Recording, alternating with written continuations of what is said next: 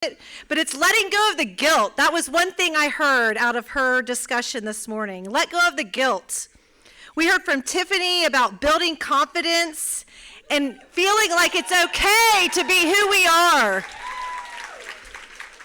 We heard from JC on tips of public speaking and how public speaking can impact our lives and the lives of others. And what meaningful conversations were held with our mentors and learning that other people, it's okay to ask for help, right?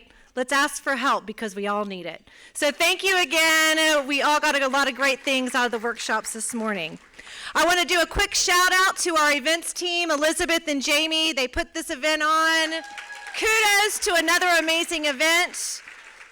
I want to thank Rob Kaiser, who is our publisher and my boss, and thank you to him for believing in us to lead programming such as this. And I want to thank the whole staff at WILMA. If you work at WILMA Magazine, please stand. We want to thank you all. It's a team effort putting these events together. Now, before we jump in, I've got a quick little exercise. I want you all to indulge me and participate, I hope. So I want each of you to, you may not know all of the people sitting at your table, right? Maybe you do, maybe you don't. But this is an exercise that takes 2 steps. Very easy. I want you to turn to the person to your right and share one thought or feeling you had of today's experience.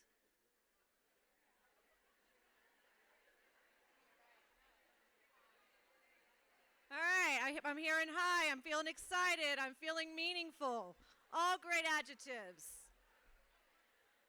All right, step number 2 in this exercise.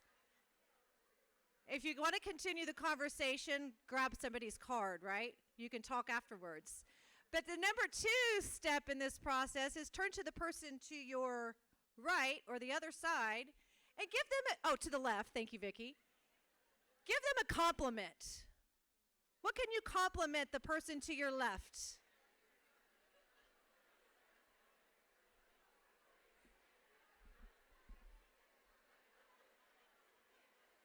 Okay, great. Doesn't that feel good? Isn't it feel great to give a compliment? It feels great to receive a compliment. It feels great to reflect on what we've learned today. So I think we're all feeling good, and it's really time to jump into the program. Thank you for doing that exercise with me as well. Thank you, Vicki. So last week, Rob, my boss, asked me to share some information with our team internally about the Leadership Accelerator and why we decided to hold this event. And so I thought I could use some of that information to share with you all today. You're probably wondering, why am I here? How did WILMA start this? Why are we doing this? So the Accelerator was added to the mix of WILMA events back in 2015 when we actually launched the WILMA's Leadership Initiative. You see, we found at WILMA there was a gap somewhere in helping develop more women leaders in this region. And so we decided to take the plunge into helping do just that. Develop more women leaders, give them resources, and be a support system to women who are aspiring to do better. So to do that, not only do we have this accelerator, we also have several other programs through the Leadership Initiative, which include the Women to Watch Awards. We have a year-long mentoring program. We offer Get On Board nonprofit training. We publish content. Vicki and her team publish some amazing content around women leaders in this region, if you're reading the magazine, which we hope you are. Our flagship program is the Leadership Institute. We offer a WILMA network for sponsors who support the initiative. And of course, here we are today at this Leadership Accelerator. And this event allows us the opportunity to engage with our WILMA community and those women who want to make new connections and work on their leadership development. Over the years, the agenda for this event hasn't changed much. We include leadership workshops like you attended this morning. It's a great time to network. And of course, here we are at this keynote lunch. Leaders just like the ladies that you see seated here today, who have shared their stories from this stage, have included women and men such as Judy Gerard, the founder of Glow Academy. She also was the founder and president of the Food Network and HDTV. Vivian Howard sat on this stage with Vicki. Vivian's a chef, an author, a TV celebrity, a business owner. David Simmons, who, when PPD was still here, he was the chairman and CEO. Wanda Coley, who I know is in the crowd this afternoon. She, at the time, was the president of WellCare Health. Currently, Wanda is now with United Healthcare. Sherry Shaw from UNCW, she closed the house out last year. Great job, Sherry. And of course, Sherry Lynch, who I had the opportunity to interview back in 2019. She's the co-host of the syndicated radio show, The Bob and Sherry Show, out of Charlotte. So today's panel is another top-notch lineup of leaders, and they've all taken some risks in their careers and in life that put them on this stage today to reap a great reward in sharing their journey with you, and we hope that you can learn and take a little bit away about their success and life journey. So before we do that, I'd like to recognize our sponsors. If it weren't for our sponsors supporting our program, this would not be possible.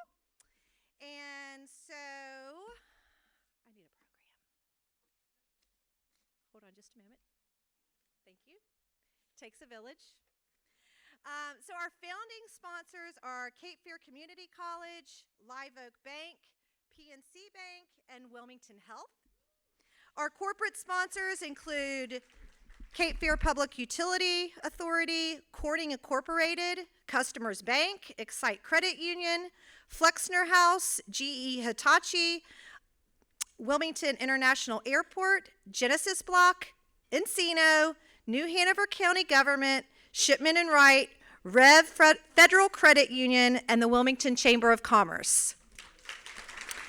Our supporter sponsors, we've got a few hundred, so it would take me a long time to list their names and companies, but I would like to ask you all to look on the back of your program and check out the businesses and the individuals that are supporting WILMA's Leadership Initiative, and we hope you'll support them in your everyday life. Now we are going to hear from two of our founding sponsors. We're going to hear from Alexis Hunter from Wilmington Health, and then following Alexis is Brandy Keck with Live Oak Bank.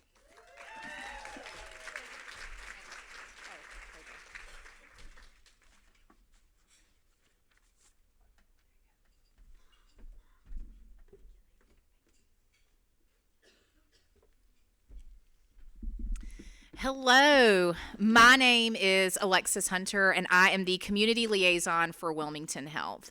We are a founding sponsor for the Women to Watch initiative because we know how important it is for women in this community to learn, to grow, and to be inspired to be great leaders. Since 1971, Wilmington Health has been providing high-quality health care at a reasonable cost to southeastern North Carolina. We are a physician-owned private practice across 4 counties, and we are honored to provide health care to many of you. And if you need access to care, I hope you'll reach out and give us the opportunity to provide care for you. Today, you're going to hear and learn and be inspired by 4 fantastic women who are doing great things in this community. They are going to talk about risks. And as any of you who sat at my table in the mentoring workshop know, I am a word nerd and I like definitions. And so I looked up the definition of risk. And if we look at it in a noun form, it is the possibility that something unwelcome or unpleasant will happen. If we look at the verb form, it is incur the chance of unfortunate consequences by engaging in an action. Risks are scary, but some risks are necessary to grow, and some risks we take provide rewards. So as you listen to these ladies today, think about what risks you could take to reach the goals that you're considering. and look around this room. See how many other women are here with the desire to do the same thing. You are not alone. Our community has a huge network of women who support one another. So if you find yourself on a daily basis surrounded by women who do not support you, who do not inspire you, who do not sharpen you, know that there is a tribe of women who will, and they are here in this room. I'm so glad that you're here, and I hope that you will listen intently so that we can all learn together. Thanks.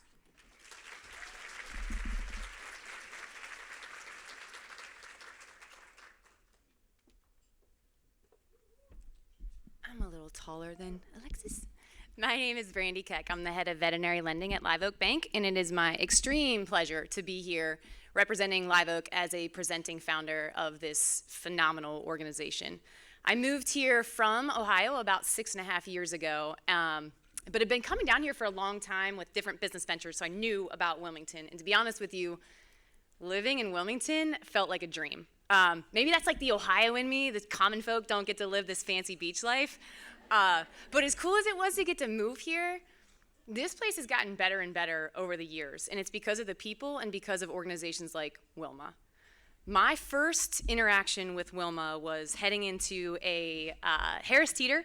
Walked into the front part of the store, and there's these big, beautiful magazine covers that were free. So I take one home, read it cover to cover, and really curious, like, what the heck is this organization? And found out that a community-wide women's leadership initiative, which was insane to me. That doesn't exist elsewhere. I was trying to tell Vicki this earlier. This thing is so unique. Fast forward to about a year ago, found out I was going to be lucky enough to be on the board for the advisory committee for the Leadership Institute. I have never felt more like a lazy slug in my life than the first day of interviews. So first I get to meet all of the amazing women who are part of the advisory board and the incredible work that they do. Then these interviewees start coming in, and they are unbelievable, and their stories are insane. It's just really good friggin' people doing really great friggin' work in this community to make this better for all of us. And then here we are today. We are about to listen to these amazing women give advice on leadership and taking risks. WILMA has done it again, over and over again. This organization, I can't say enough. I'm really proud and honored to be a part of all of this. Leadership isn't a position, and it's not about power. To me, leadership is a responsibility. Great leaders create more great leaders.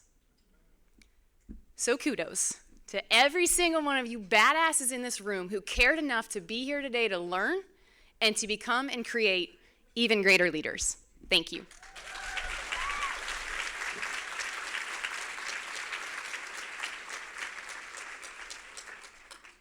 Brandy and Alexis, I feel like you guys are so complimentary and nice. I feel like we're done. We can just drop the mic there and go home. Call this a day. Hi, everyone. If I haven't met you before, my name is Vicki Janowski. I'm the editor of WILMA and the Business Journal. And along with Maggie, who teed us up and said hello to everyone, we are serving as directors of WILMA's Leadership Initiative, which, as Maggie pointed out, has a lot of different types of programs to accomplish our mission, which is very simple and also very complicated at the same time. And that's just to help develop more women leaders in our region and meet you guys wherever you are in terms of your leadership development. So to that end, I want to say thank you, and we appreciate you showing up today. I know it's the middle of summer. You could be anywhere today. You could be on a Zoom. You could be at an office. You could be playing hooky from the office at the beach. But the fact that you're here, we appreciate it, and we appreciate you guys as our panelists being here as well. So to kick it off and spend the next hour talking with our panelists, and I want to make it very clear that this is a leadership conference, this is a professional development conference, it's all those things, but this is not summer school. So I hope that the next hour that we spend together is definitely a conversation, not just amongst our panelists, but also from you guys in the audience as well. We hope that this is your hour to pick their brains too. So to let you know who you'll be hearing from today, and going down the line real briefly, is to my left, right? We have issues with that.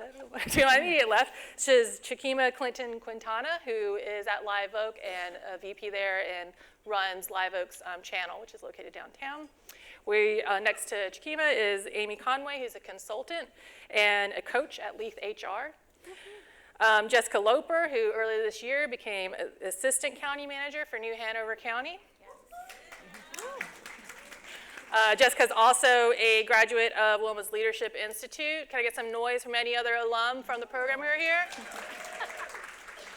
Oh, there's a lot of y'all. And then next to Jessica is Bevan Prince, who has done many things. She's a UNCW grad, a business owner, cycling instructor. She's a founder of Recess by Bevan. Also, if she looks familiar to you, she played Bevan in One Tree Hill. Can I get some noise from One Tree Hill fans? Wow. So some of you who are not fortunate to be of the demographic when One Tree Hill was coming out live every week, you can still stream it and catch up with Bevan there. Please do. Thank you. So their bios are on the program. I don't want to read through them again in the effort of spending as much time on our conversation as possible. So I'm going to let them introduce themselves to you kind of around the theme that we picked out for this year's conference, which is risk and rewards. But that means a lot of different things. That could be risk of jumping in. That could be risk of taking chances before you have everything perfect. That could be calculated risks. That could be risks that don't pay off. And how we get through those challenges as well. So those are all the kinds of things we're going to be talking about. Any of you who know me know I have no shortage. I can keep going on and on. But I also want to hear questions from you guys and what you guys want to talk to. So to that end, if you've been to the Accelerator before or Power Breakfast, it's the same drill. If you want to text your questions in, it's at the bottom of the program, the phone number. Or you can write this down, but it's 910-431-7374. You want to text them in, please include your table number and your name, and we will get to as many of them as we can, and we'll have microphones come over to you so you can ask them yourself. So if you see me scrolling by my phone, I'm either looking at the questions or I'm hearing from my babysitter to see if it's raining outside and if they can go to the pool today or not. One of those two things, that's it. But I'm not scrolling around. I'm paying attention, I swear. So to kick us off and just learn a little bit about where you guys are and your background and talking about this theme of risk and rewards, when Maggie, I, and Elizabeth and Jamie, and the team that works on Women to Watch, when we discussed having you here and who to invite, we had very specific reasons and ideas about how you guys tie into the theme. So my first question to you would be, why do you think we invited you here? She's looking at me, isn't she? Starting with Chikima, because when you think risk, you think the banking industry, which is about as risky as insurance and sensible shoes, right? So why would we ask someone in banking to be on a risk and rewards I panel? think you invited me because I am a risk taker, all around badass, motivator, supporter of all women, and most of all, queen. If you don't know me, I absolutely have a crown and will wear it on any given day. But because I have to stick with the theme, in banking, there are a lot of risk and rewards that we have. I have over 23 years of banking experience, so anything from the back office part of foreclosure, which I hated, foreclosing on people's homes, migrated over to doing short sales and selling REO properties, marketing those properties. I'm a licensed real estate broker, mother of 4, grandmother of 3, and love everything about just life in general, but also still taking those risks in life. And yes, I am definitely a risk taker. As you know, in the banking industry, there's some ups and downs right now. So you've probably seen that. Everyone's kind of like being still and maybe cutting back a little bit. But yeah, you see it all the time. We're talking about like Brenda Dixon over there knows what I'm talking about. 2008 housing crunch. Some of you who were maybe my age or a little older remember that as well. And so, we're not in that same frame, but we're almost kind of close to it. Affordable housing is a big deal right now. Rates are high and coming back down, so We're selling savings accounts. If you don't have your savings account with Live Oak Bank, go get one. I was not sponsored. That was not sponsored. That was just me. But also with your role with Channel, you work with small business owners every day. And Yes. when you talk about people who are jumping in and taking big risks, Yeah. that would be the small business owner. That's in this right. country. So there are a lot of small business owners here in Wilmington. In fact, I was at a conference about a month and a half ago, and I was like, hi, introducing myself, because, again, all around badass. I'm like, I'm Chakima Clinton Quintana. I'm from Wilmington, North Carolina, director of Channel. And they were like, what do you do?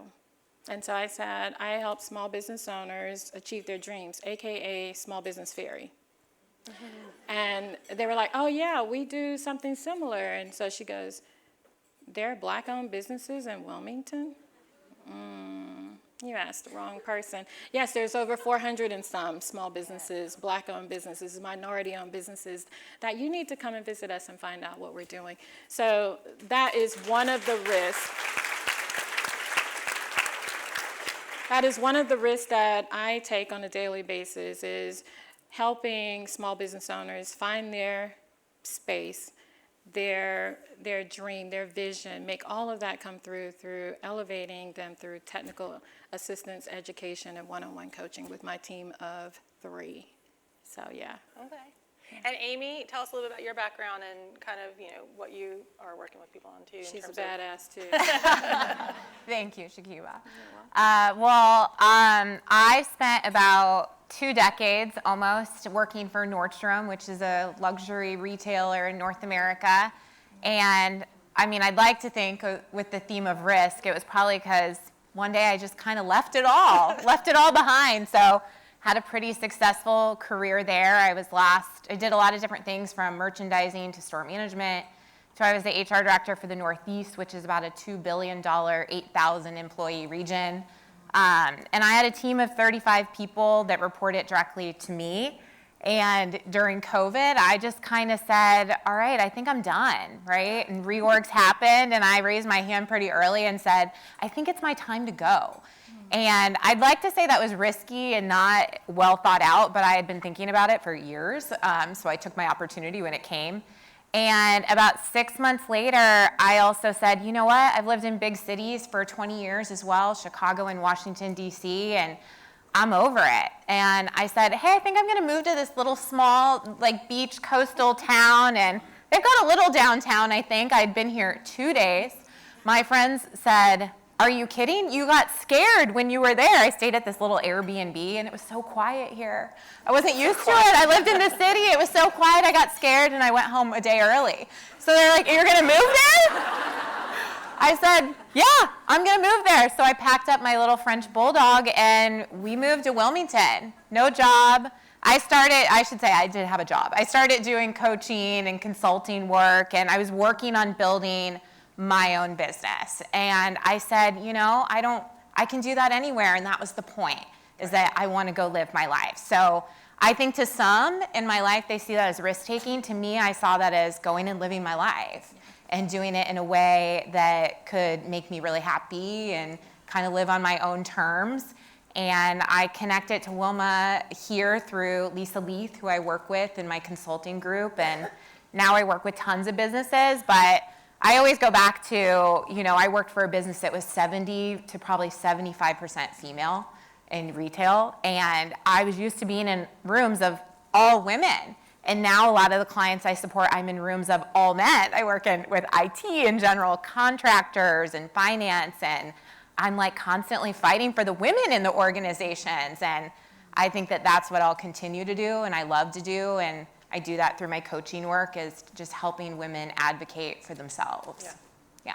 And I think you're similar to a lot of new faces or people I have met coming in that have moved here during post-pandemic to, do the remote lifestyle as well. And I'm sure there's some in the crowd there like that too. And Jessica, you have been here in Wilmington for a while. I have. I consider myself a native, although that's not technically true. I moved here when I was 9 with my family. Went off to school in Chapel Hill and lived in Charlotte for a while, but couldn't stay away. I met my now husband, and he brought me back here, and really my background is in communications and nonprofits. And I grew up wanting to give back, wanting to volunteer, wanting to make a difference. And that really translated into my career goals and what I wanted to do in my community that I lived in. I did that in Charlotte. I worked for a nonprofit. Trying to get a nonprofit job here in 2011 was really, really hard. So I actually took a job at PPD for 2 years.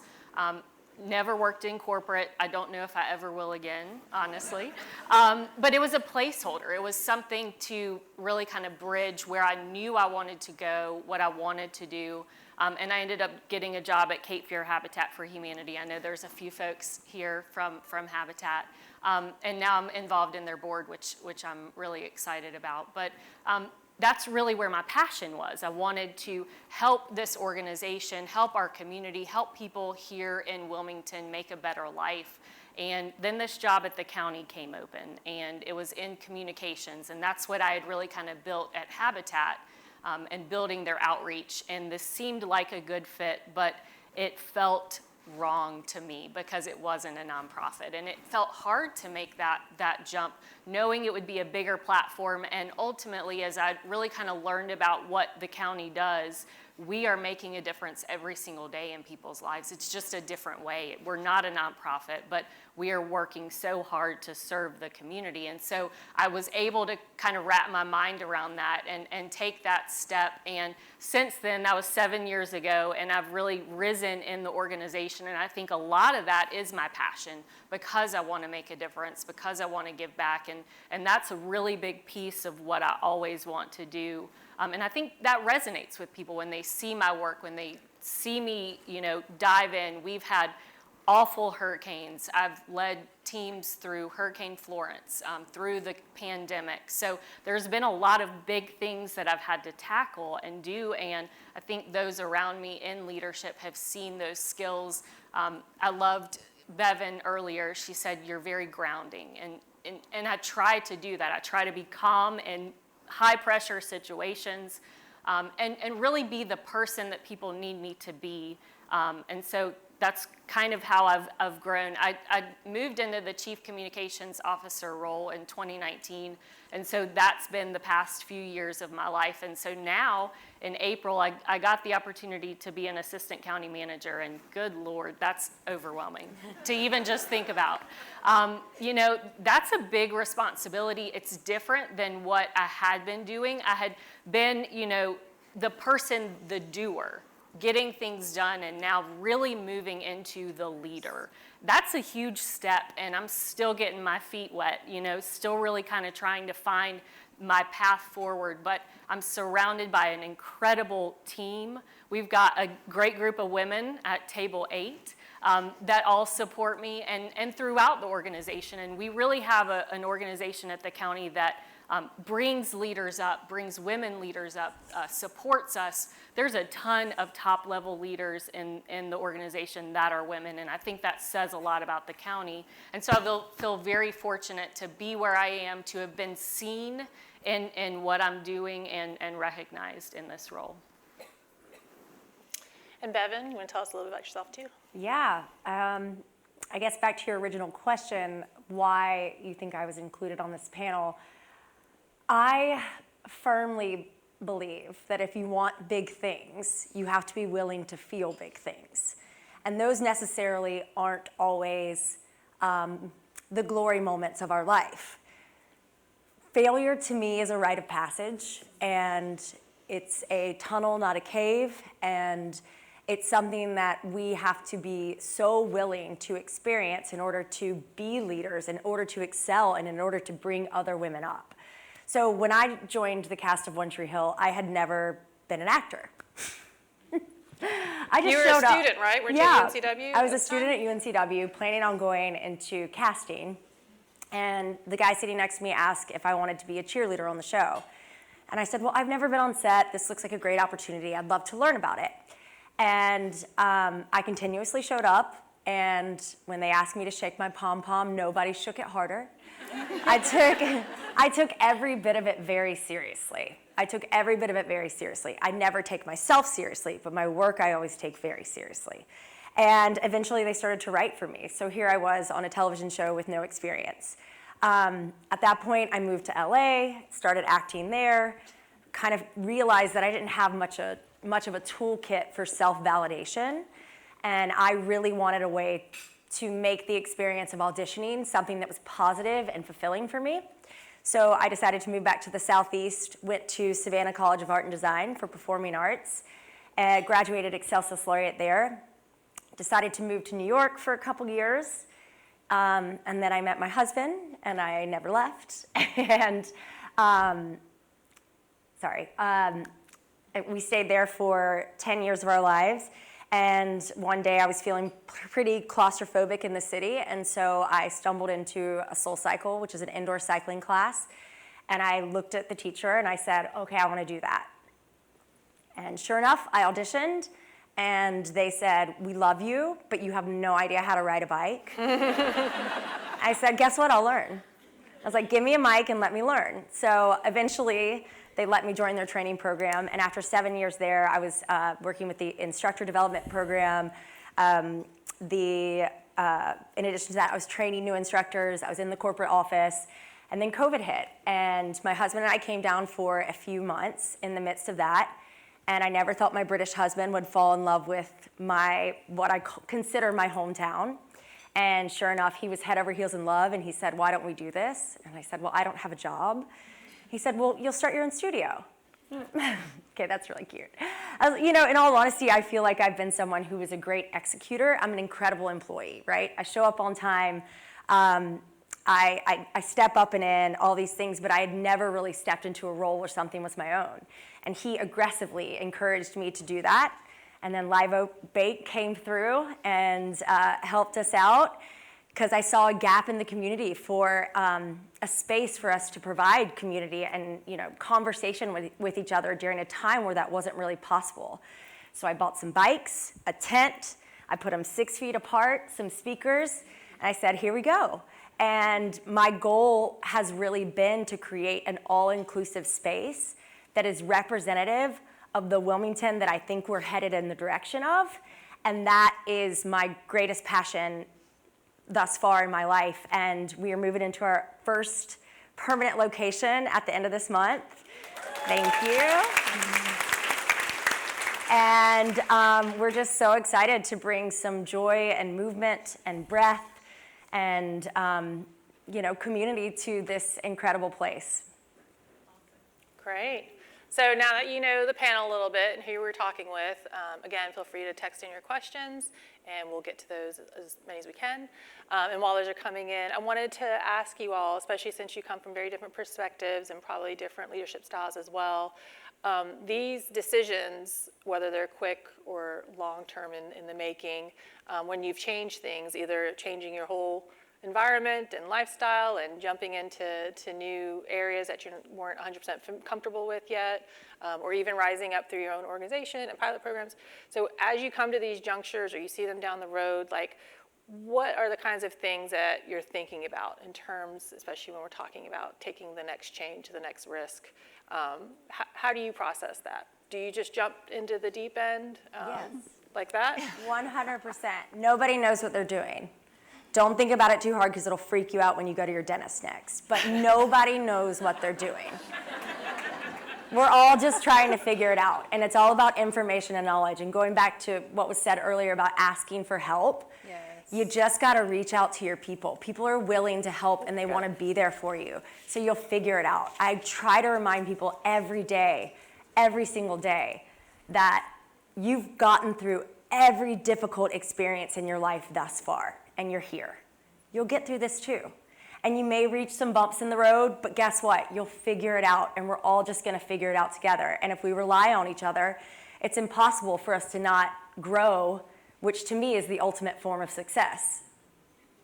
And I'm a planner by nature. I mean, I like to have a schedule. I like to have, know where we're going. If we're going on a trip, have it all planned. That is my personality. But I totally agree. There are so many things in life that you can plan. You can't always plan for some of these moments or some of those big leaps, or know, okay, if I take this leap, these are the things that are going to happen. It's you just don't know. And so sometimes you've got to take those leaps, but be ready for all of the things that can come, and make sure that you're prepared for those what ifs and think through it. At least that's what I do. I like to think through all of the things.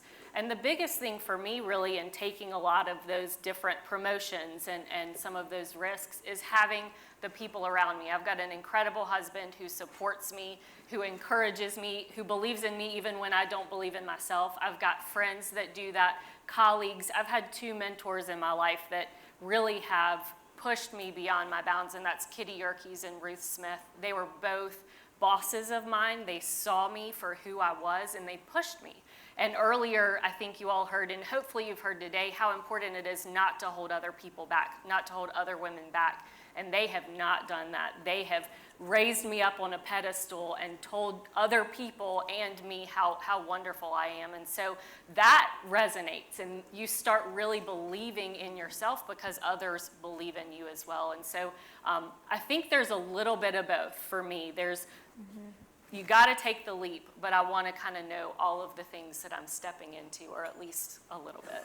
Well, real quick, I want to hear what you have to say too, Amy. I'm kind of curious, Jessica, because I feel like you're like me, like your pro-con list is your love language.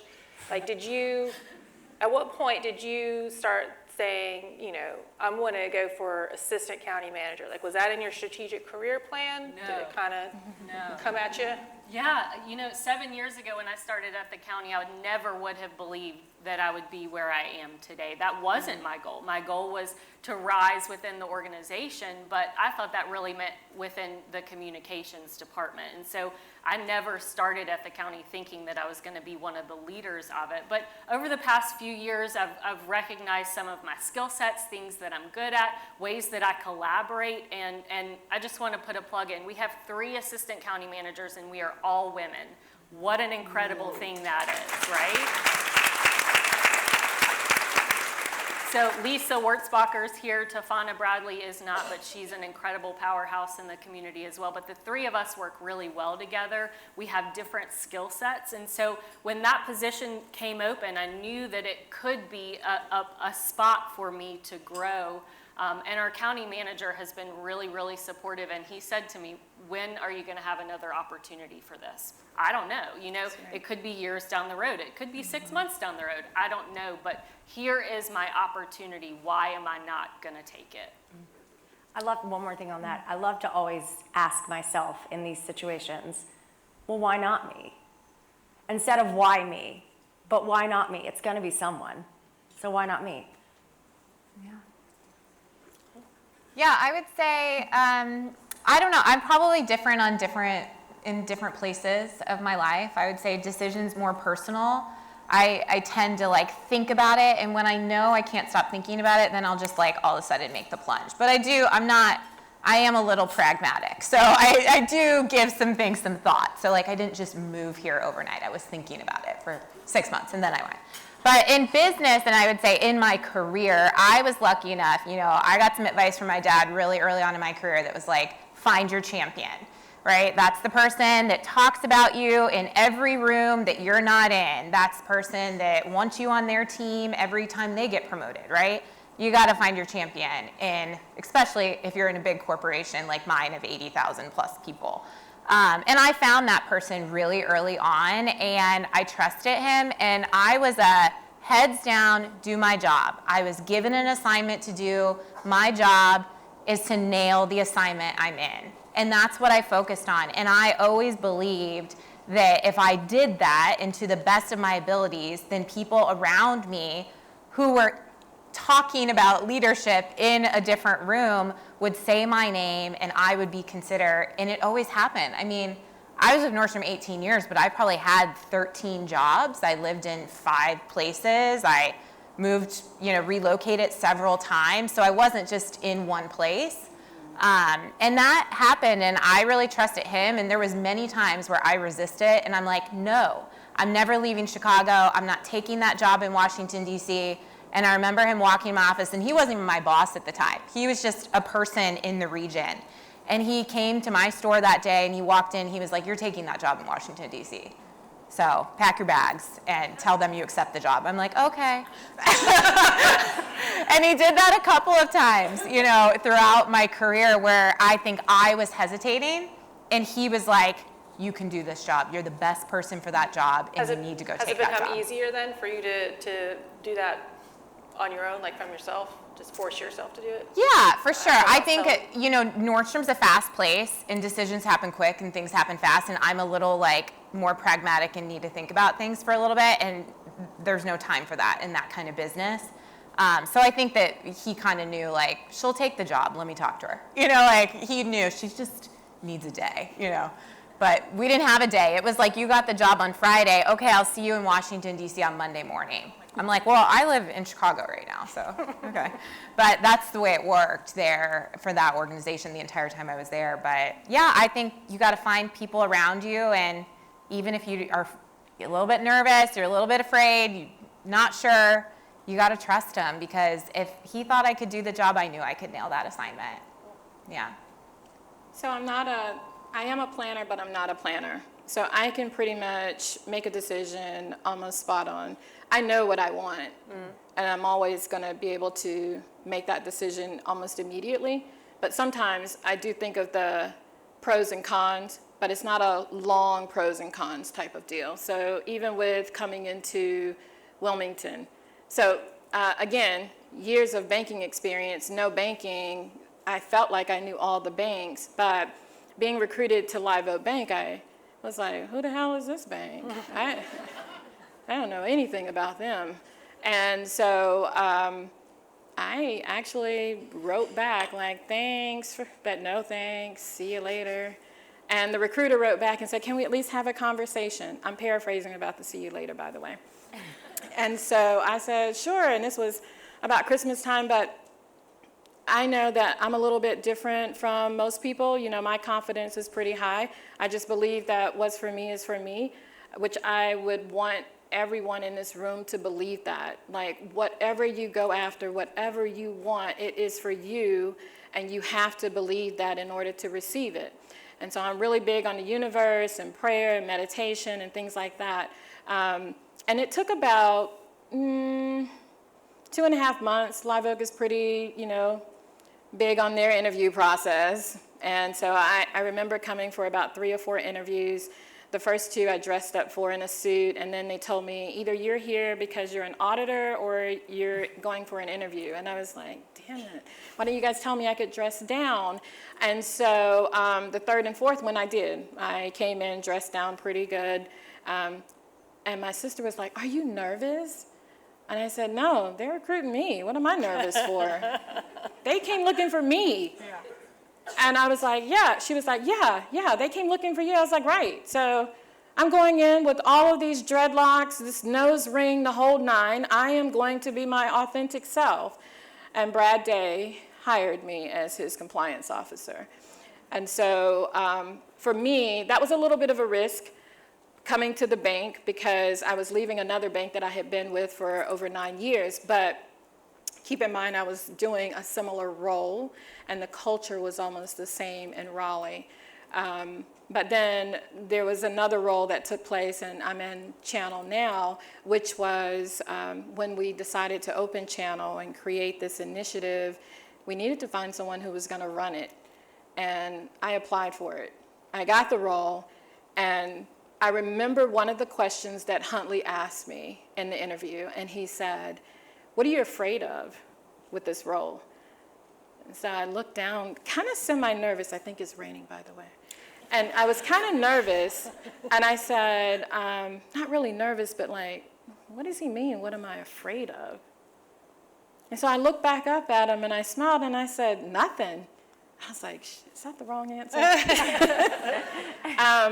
But it wasn't the wrong answer. And he looked back at me. He looked back at me and he smiled. He said, oh, you're not afraid of anything? I was like, no. To this day, Huntley calls me his little fearless leader because I wasn't afraid. And it wasn't, and I think not having a true plan yet, but interviewing for this role, having another person that was ready to report into me, was like, let's just do this. I'll make it happen. We'll figure it out along the way. And sometimes you have to do that. So you have to take those, again, taking that risk, knowing that there's a role that might be out there for you that you're perfect for. I knew from the time that I moved here to Wilmington that I'm supposed to live near the water, eat off the land, and help people. This is what I told my husband for years, and he was just whatever. But I was really hoping I was getting to Florida. That didn't happen. I'm in Wilmington, and it's okay. And Wilmington is a great place. It has its issues, but we are here, and we're doing so many great things, and so I love it.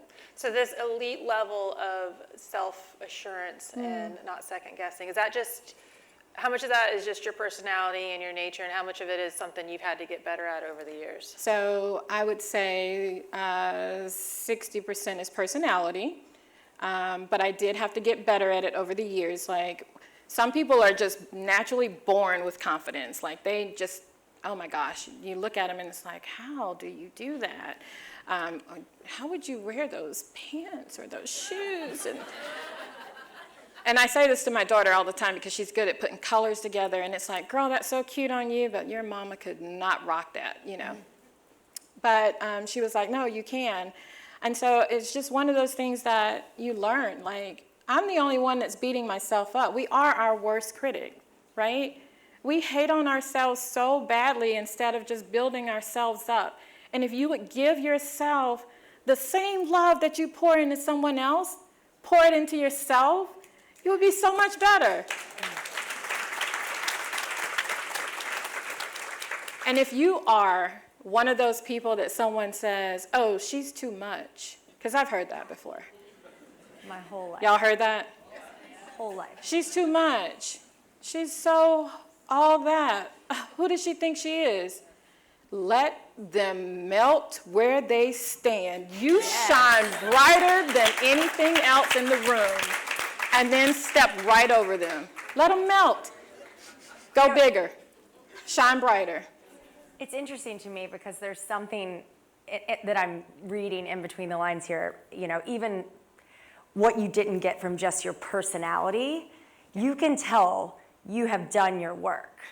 And that means knowing who you are, knowing your core values, which allows you to make choices that will guide you towards something even when you don't know exactly what the end result is. Absolutely, that is so true. So that is something that all of us have control over, that we can focus on and spend time on to know that we are going to be protected. To me, these values and knowing yourself are like your bumpers in the bowling alley. That's right. You're not going to hit the gutter if you're going down that lane.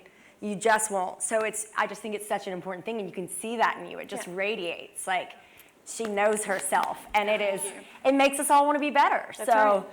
That's right. Thank you. I think like for me with confidence, I am just as confident in what I know as what I don't know. And I think I have confidence when I go into new jobs, even because I know that it's okay that I don't have the answers. That's right. I have a team of people. I can learn from them. I will learn the job. I'm confident enough in the abilities that I had to get the job and to learn the job and to grow into the job. And where I see people make a mistake is they start on day one and they think that they have to be like 2 years in already and know everything. And that's when it comes across really wrong to the people that you're speaking to. So I think it's like giving yourself permission to actually, on day one, be at the level of what day one is, right? Yes. Not be at day 365. Yeah. You'll get there. You don't have to know it all, but you do have to be confident in what you don't know. That's right. I Yeah. love to say that Beyonce did not wake up like that. She just did it, y'all. She started in her basement in her mother's salon and did the whole thing and worked her bum off to become the Beyonce we look at today. That's right. She didn't wake up like that. We don't have to either. Yeah, you have to build your muscles along the way. You don't just have them. You've got to grow those and strengthen them along the way. And I think there's something that, Tiffany, you did an incredible job at your session. Confidence code. Talking about confidence and how do you, every single one of us has different personalities. We, you know, have different vulnerabilities. We have different emotions, ways we lead, risks that we take. But the underpinning is that confidence and making sure that you have that foundation. I feel like I have quiet confidence. I think a lot of times when people meet me for the first time, they're not like, oh my gosh, she's amazing, like Chikima. You know, she's got this great energy, but I'm sitting there and I'm listening and I'm hearing what you're saying, and then you feel that confidence come through, because I'm not afraid to say what I think. I'm gonna tell you. If I feel like we're off the path, I'm gonna stand up for you. And so there's a different kind of confidence that every single one of us has, and it's so important. What Bevan said is, you know, be fearless on your vision, be steadfast in your goals and your aspirations, but be really flexible in how you get there, because it's gonna look different. The way you think it's gonna look, throw it out the window. That's not how it's gonna be. So just be mindful of that and open to that, and then you're gonna be successful. Yeah. And Jessica, that brings up a good point in terms of what confidence looks like differently in different people. That segues nicely to a question we have from the audience at table 28.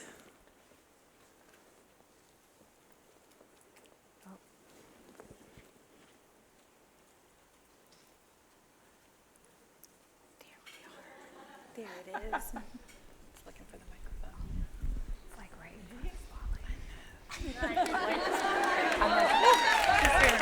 I know, I can't even see her.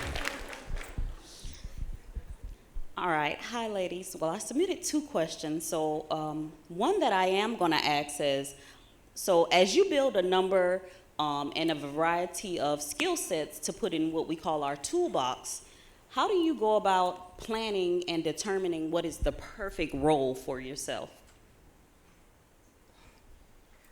I think for me, just the first thing that pops into my mind is, what am I passionate about? What do I want? And not every job is perfect. Everybody's not going to go to work every single day and be really excited, or come back from vacation wanting to go to work. But what are you passionate about? What do you feel like builds on your skill sets? What can you do to better yourself and the community and in your roles? And at least for me, that's been a key factor in the positions that I'm taking. Am I passionate about this? Do I feel like this really fits in with what I want for myself? even on a more basic level, for someone like me who's, you know, stepped into overseeing an entire business as opposed to just a very specific role, it became very clear to me when it was time for me to do payroll and my finances and things like that, this was not my skill set. This is not my thing. So I immediately knew that's where I need to put my finances. That's where I need to put my actual cash, is to outsource this stuff that I can't do. That's right. So I can lean into the things that I want to do. That's, I mean, just what lights you up? Yeah, I think for me, I remember there was a big pivot about halfway through my career at Nordstrom. I was in merchandising. It was like, you choose to go to Seattle and become a buyer, merchandiser. You choose to stay in the regions and support stores.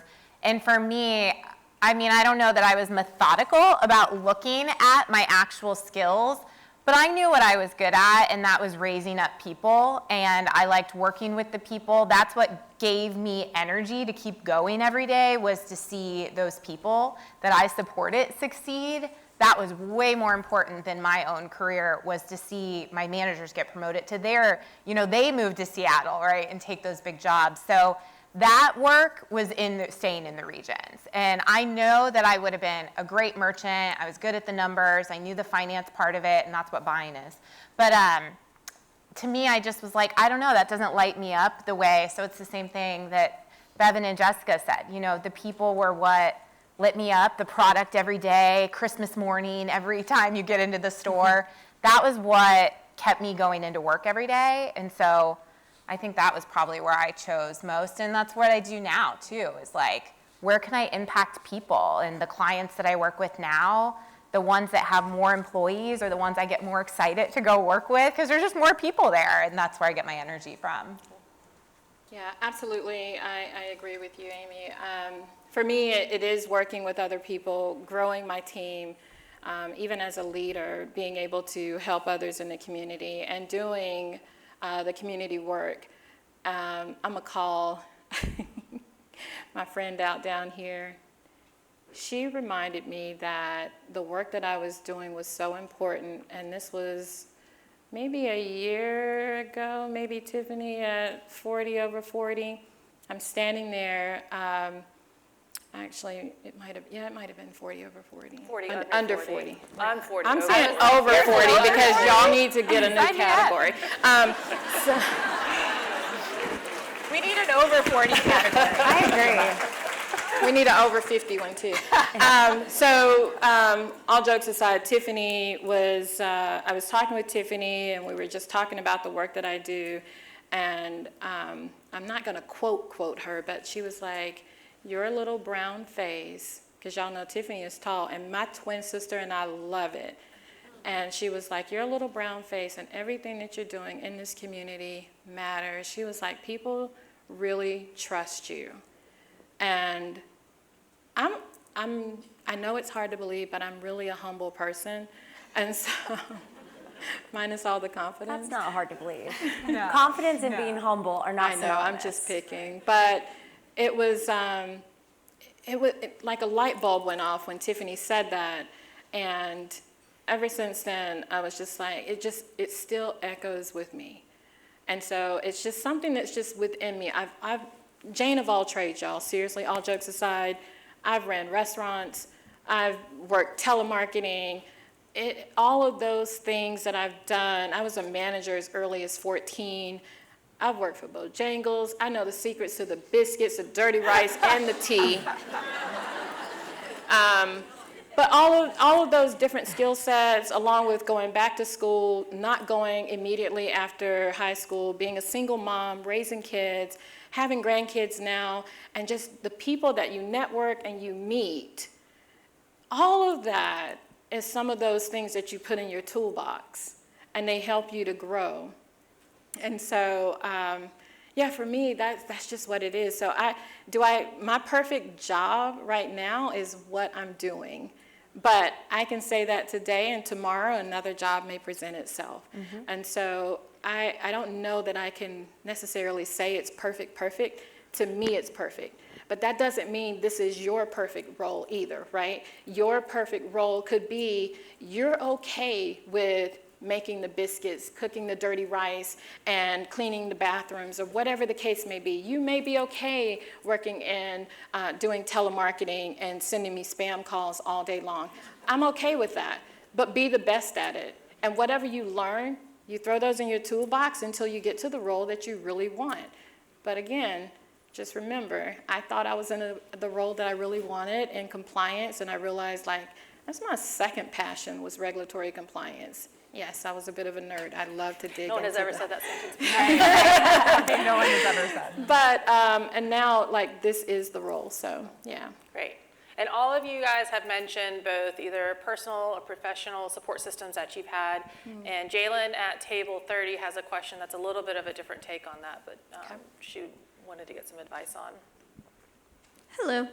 Hi. Yeah, so you've all talked about support systems, and I was wondering if any of you have experienced from people that you love and care about not supporting you in these moments where you're taking risk and trying new things. And Yes. how have you handled that? What does that look like?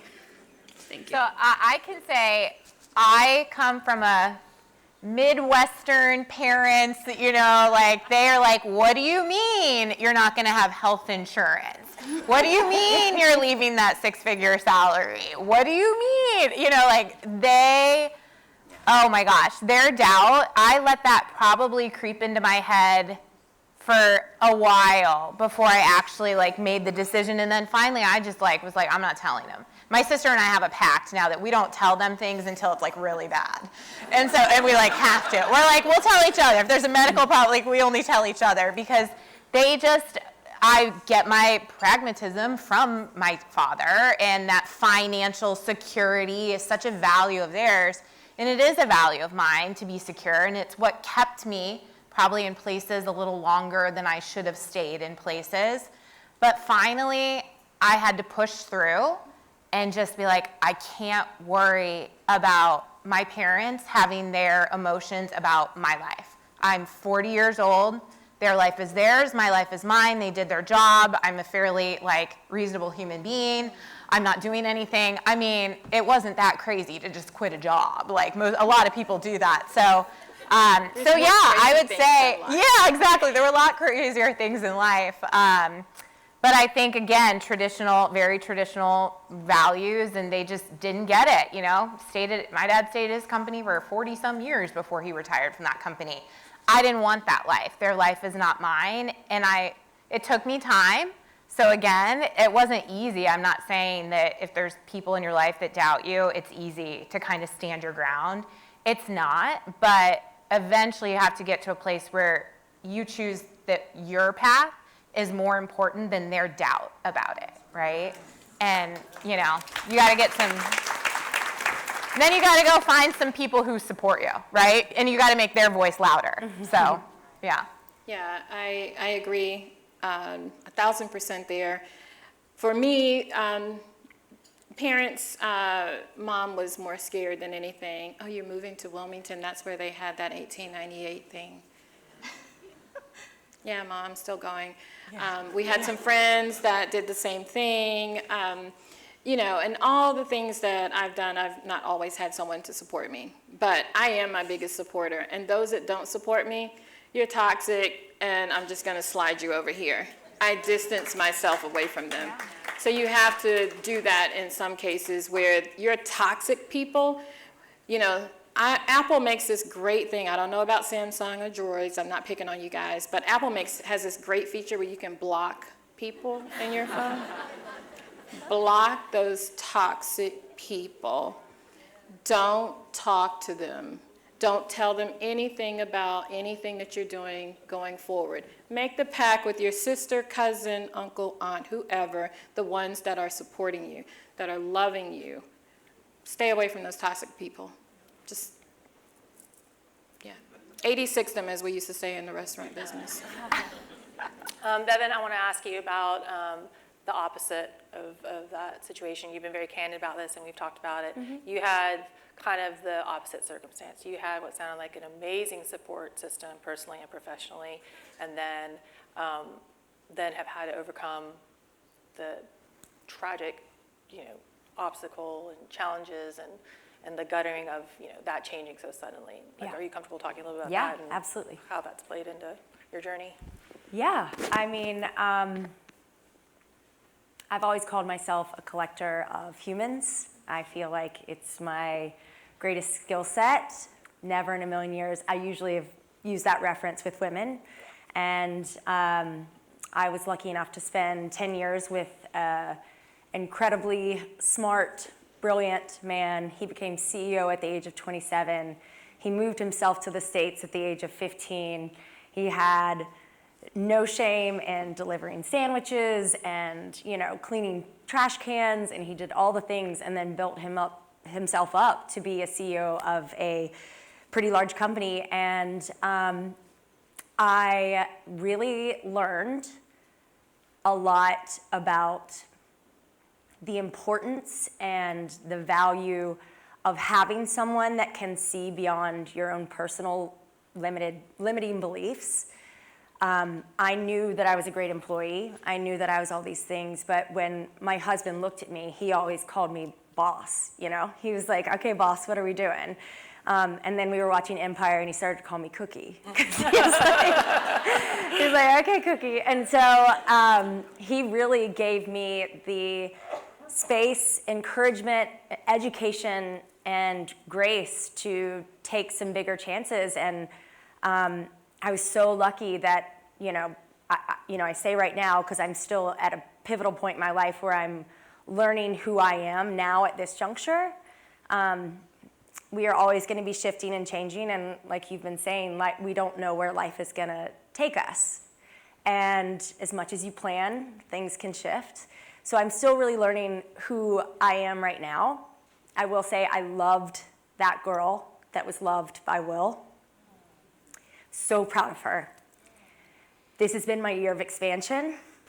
I'm 100% sure Will had a piece in this because he saw more in me. So I won't let him down. I'm gonna get really curious about all the things that I relied on him for. And, I did a private equity deal this year. Like, never in a million years did I think I'd be doing that on my own. And I learned, and I asked questions, and I asked for help, and that's where I'm growing. And although I don't yet entirely know who this woman is in this chapter of her life, I do know that I'm pretty fucking proud of her.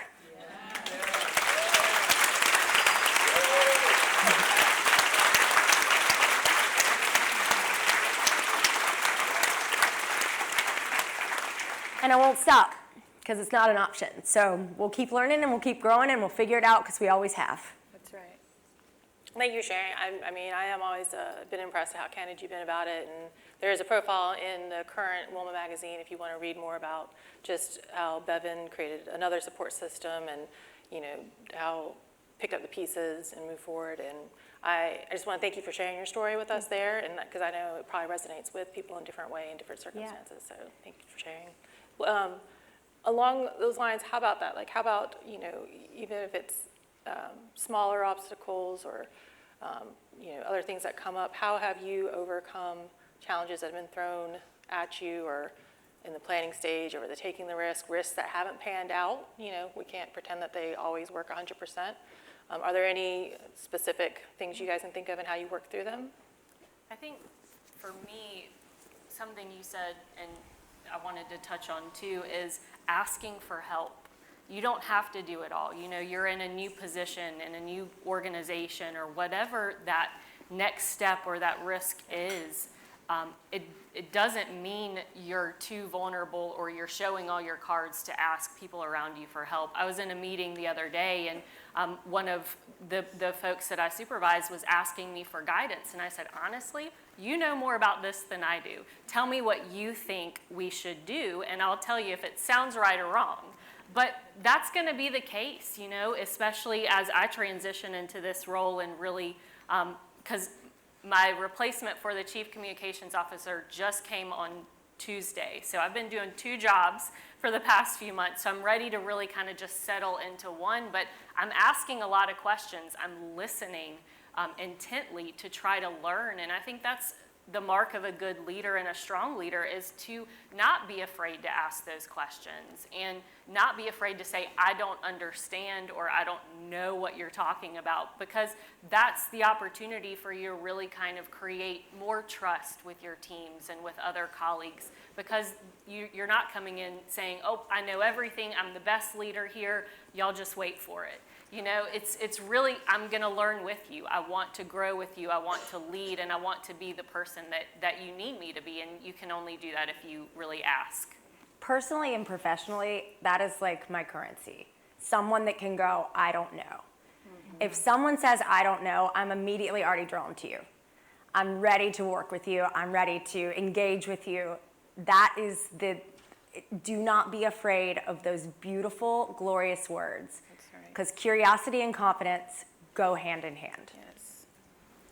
Yeah, I think it's a little bit about, your ability to really look inward after every experience. And I think about this even more in my personal life than probably my professional life, but it's all one life, it's the same. And I think of just all the failed relationships and different things. It'd be so easy to just go into a hole or be like, they were a bad person, or that person that gave me feedback at work, it's them, it's not me. But that's not going to help me, right? So even though some things are tough to hear, it's tough to look in the mirror, I think the only way you kind of push through is to do it and to say, okay, maybe I didn't agree with everything, or maybe I think that person did treat me pretty unfairly, and I know I didn't deserve that. But I chose that person, right? Or I chose that work assignment, and I chose to stay there. So why did I do that, right? And it's asking yourself some tough questions and getting real and saying, okay, well, how could I avoid that in the future? So self-awareness is something that is a constant in your life that you have to work on every single day, right? And it is important, in business, people's perception of you is important. And like Tiffany would say, right, in her confidence code, it'd be great to not care what people thought, but that's fine when you're walking down the street, but when you're needing to get the promotion or get the raise, or you've got to care what those people in the organization think about you. And you can't control all of it, but I firmly believe you can control a lot of it. It's the way you show up in a room, the way you support people, the way you listen to others, the way you ask for help, right? And I just think that if we could just look inward every time and ask ourselves the tough questions and get really comfortable with being uncomfortable, then that's how you push through those things. I know it's hard to believe, but we're almost out of time. And I know I could listen to you guys all day long. I think Wilma needs to like launch a master class or something and like have you guys out here regularly. But to I guess cap off this discussion, which has been great and so much great advice and inspiration. We appreciate, again, your time. I'm putting you guys on the spot. I warned you I was going to put you on the spot. But I love this question, and it's something we've started incorporating in our leadership profiles in Wilma, because I think I have seen over the years the benefit of those, especially in this town, of the connections and the one-on-one connections and expanding your webs of connections. And so I want to start talking more and more about how to connect the people who don't know each other and should know each other. So my takeaway question for you guys, instead of giving us a book recommendation or a podcast recommendation this time, is who do you think is someone they should know in this town? And also, this is a good excuse for you guys to say, well, I was at this event and Chikima told me that I was supposed to meet you. So they're going to wonder why they have like 300 people emailing them. But when you're talking about a network, who is someone that you think people should know in Wilmington? So we were told that we could only give one name, even though I have 10. Yes, this is not the Oscars thank yous speech. Lakeisha McDay, she's fairly new here, and she is with New Hanover County Endowment. Go meet her. Send her an email. And you have to do your research. I'm not going to give you her email address. Nice. I like that. Yeah. Lakeisha McDay, M-C-D-A-Y. She's going to get all She's these going to be so LinkedIn requests. confused in like an hour. I love it. See Y'all can blame LinkedIn me for going this off. too. I mean, mine's kind of easy. I'd say Lisa Leith, and a lot of you probably already know her, as I'm hearing some yeses. But, and I say that not because she's got big jobs in this town and she's got a lot of connections. I say it because of just like intrinsically who she is. And I met her, she gave me an opportunity. I was like, you sure you don't want to check my references? I had lunch with her and she's like, you're hired. You want to come to a client meeting with me tomorrow? I'm like, well, you want to call some people and make sure I'm not crazy? But she said no, and she, you know, it's worked out well. But also, she's just like, she's the person that like lifts you up. She doesn't want credit for anything you do. She like pushes people forward, and she's like, she will do all the groundwork behind something and be like, you take all the credit for it. Like, she's just that person because she doesn't need the credit. She does all kinds of things, and I just think that's remarkable, and she's the exact opposite me on like disc profile and everything personality-wise, so she's someone important for me to have in my life. Yeah. I think this is probably one of the hardest questions we've gotten, because I really don't know who I would narrow it down to. I'm gonna say a name, but I probably have about 10 or 15 that I really think. But for me, in my role at the county, Natalie English is probably the person that I would recommend. She's got business savvy, she understands politics, she understands networking, but if you didn't know, she's also an introvert. So I consider myself an ambivert, you know, the different personality tests that you take. I can be extroverted when I need to be, but I'm introverted as well. And she and I are very similar in that way. And she inspires me in a lot of what she does and the relationships that she builds. And she's been a champion of mine over the years as well. So that's who I would say, but I don't like having to just say one person. I should say I gave Bevan a loophole on this too, so. I think I deserve one. That is like, I'm going to say multiple people. So they told me that I could only say one person and it can't be my team, but I am going to say two people. It's Emily Lawler and Callan Bush. They are both under the age of 30 and have worked with me since I started Recess. And the reason I think it's important is, one, they are on the pulse of the youth of this community, and we share the same vision for inclusivity and acceptance, and really fighting to make sure that we can let it expand beyond our little bubble and into all of your lives. And I am selfishly doing it because I want them to meet all of you. and they are brilliant and smart and kind and just top tier humans that have slept in bed with me when I couldn't get up, that have stepped up and in ways that you couldn't even imagine over this past year. And I just want all of you, A, to get a chance to feel a little bit of their magic, and B, I want you guys to keep mentoring them because they've got a lot of places they can go. I need help. Well, you came to the right crowd, so thank you very much. Thanks for letting us get to know you a little bit better, and thank you guys for your thoughtful questions.